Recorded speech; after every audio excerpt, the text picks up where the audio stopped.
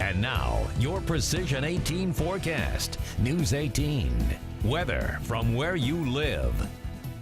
Well, that rainfall continues throughout the viewing area this morning. We track that low pressure system as it swings further off to our northeast. And more importantly, the cold front that's following along with it. The frontal boundary remains just off to our west. And once that passes off to the east of us later on this morning, temperatures will begin to plummet. As for right now, we're just talking about that rainfall and how much rain that we've been seeing over the last 24 hours. Our northeastern counties still catching the heaviest rain, though we're beginning to see some lighter rainfall move back into our southwestern counties. Tippecanoe County remaining a little bit drier than it has pretty much for the last 12 hours or so. We'll continue to see rain chances throughout much of the day, but over the last 24 hours, check out how much rain we've already seen. Some portions of the region estimated over 2 inches already in Montgomery County, nearly 3 inches of estimated rainfall across parts of Newton and Jasper counties, right about 1.2 inches in Benton County, Tippecanoe County, south of Lafayette, right around 1.5 inches of rain. We'll continue to see more rain on top of this. So we'll continue to see more of that rainfall and the mild temperatures this morning.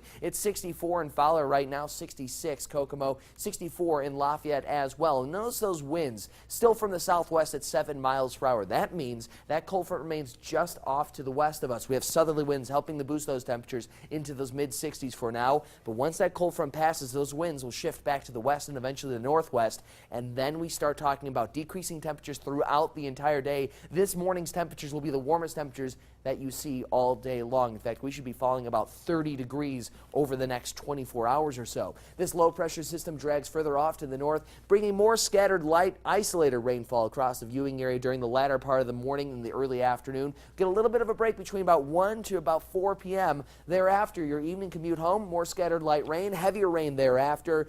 All wraparound precipitation, all thanks to that potent low that's just swinging all this moisture in a counterclockwise fashion. So we'll continue to see that low drag off to the northeast. We'll dry out overnight tonight, but temperatures will be plummeting. Notice to our northwest, yes, that is snow. The good news is that will avoid us. We're not talking about any snow, though we may be seeing some frost early tomorrow morning. 57 degrees by 3 p.m. We'll fall back down to 55 by 5.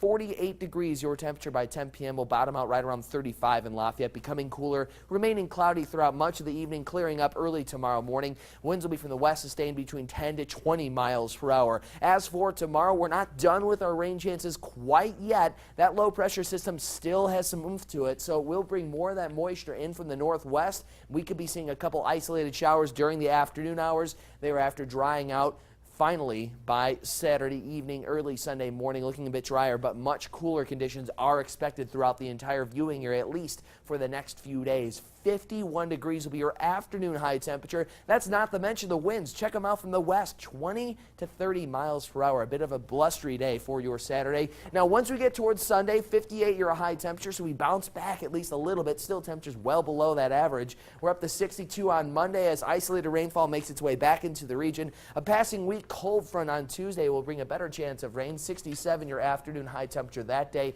By Wednesday, we're back into the 70s, 71. Thursday, 73. Scattered cloud cover to wrap up that extended forecast. And it looks like we actually may be reaching those mid to upper 70s by Friday of next week as well. So a nice warm up headed our way, but that's after the plummeting temperatures. Once again, we hit a high temperature of 80 degrees yesterday. We're talking overnight lows tonight near the freezing mark. That is a massive drop in temperatures, all thanks to this cold front and low pressure system. Yeah, dramatic shift. You're going to need the umbrella all day today and the heavy jacket tonight. It's not a bad idea. And, you know, early tomorrow morning, possibility of frost. So if you do have those plants outdoors, try to bring them inside, try to cover them up.